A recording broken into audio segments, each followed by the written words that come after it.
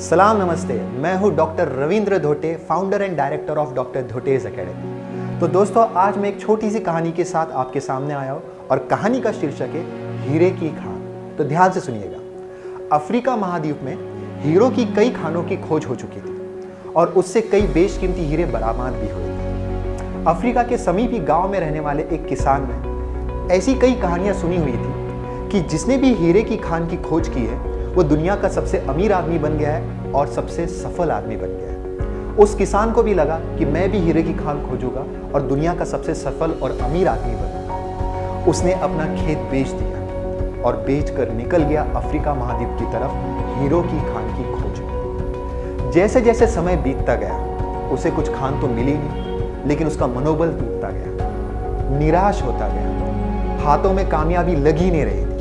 और जैसे जैसे समय और ज्यादा बीता, फिर उसका मनोबल इतना टूटा कि उसने नदी में कूदकर अपनी जान दी। अब इसी दौरान पहले किसान जिसने जान दे दी थी, जिसने अपना खेत किसी दूसरे किसान को बेचा था, अब ये दूसरा किसान जब वही खेतों से गुजर रहा था तो खेतों के मध्य से एक नदी जा रही थी और उस नदी के समीप एक पत्थर था जिसमें से इंद्रधनुषी किरणें बाहर आ रही थी।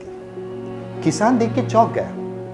ये दूसरा किसान उसे देखकर चौंक गया कि ये पत्थर इतना चमक कैसे रहा है। वो उस पत्थर के समीप गया, उसने पत्थर को उठाया और देखा ये पत्थर काफी खूबसूरत दिख रहा है। जैसी सूरज की किरणें पड़ती है, इसमें काफी अलग तरह की चमक आ रही है। किसान वो पत्थर को अपने घर लेकर आया और सजावट के तौर पे उसने एक पत्थर को अपने घर में कई एक जगह पे रख दिया, सिर्फ सजावट के तौर पे। पत्थर कई दिनों तक उसके घर में पड़ा रहा।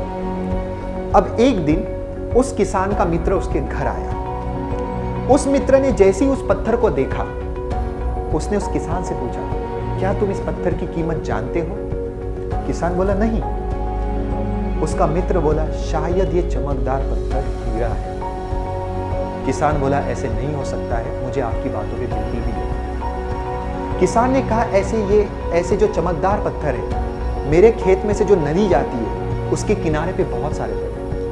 फिर दोनों मित्र उस नदी किनारे गए। किनारे जाने के बाद उन्होंने कई छोटे छोटे चमकदार पत्थरों को जमा किया और जांच के लिए एक जगह भेज दिया। कुछ दिनों के बाद जांच की रिपोर्ट आई और उसके मित्र ने जो कहा था वो बात सत्य हो गई कि वो चमकदार पत्थर हीरा ही था।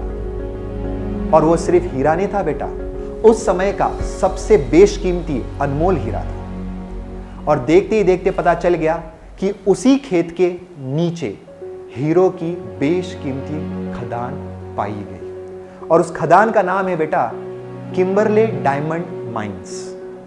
तो बेटा, जो पहला किसान हीरे की खोज में अफ्रीका की तरफ जा पहुंचा था, लेकिन उसने ये नहीं देखा कि हीरे उसके कदमों तले ही थे। कई बार हमारी जिंदगी में भी ऐसे ही होता है कि सफलता की खोज में हम लोग दर बदर की ठोकरें खाते रहते हैं और एक दिन निराश होकर कुछ ऐसे कदम उठा लेते हैं। लेकिन कई बार सफलता की खोज में जो अपॉर्चुनिटीज होती है वो हमारे कदमों तले ही होती है। जैसे पहले किसान की थी, वो उसे देख नहीं पाया था। कई बार हम लोग ऐसे भी होते हैं कि हम लोग अपॉर्चुनिटीज देख लेते लेकिन उसे महत्व नहीं दे पाते कि ये अपॉर्चुनिटी इतनी भी काम की है कि नहीं जिससे हम सक्सेसफुल बन पाए। लेकिन दूसरे किसान ने उस अपॉर्चुनिटी का फायदा उठाया और दुनिया का एक सक्सेसफुल इंसान बना। तो हमेशा दोस्तों एक बात याद रखना, your biggest opportunity may be right where you are now.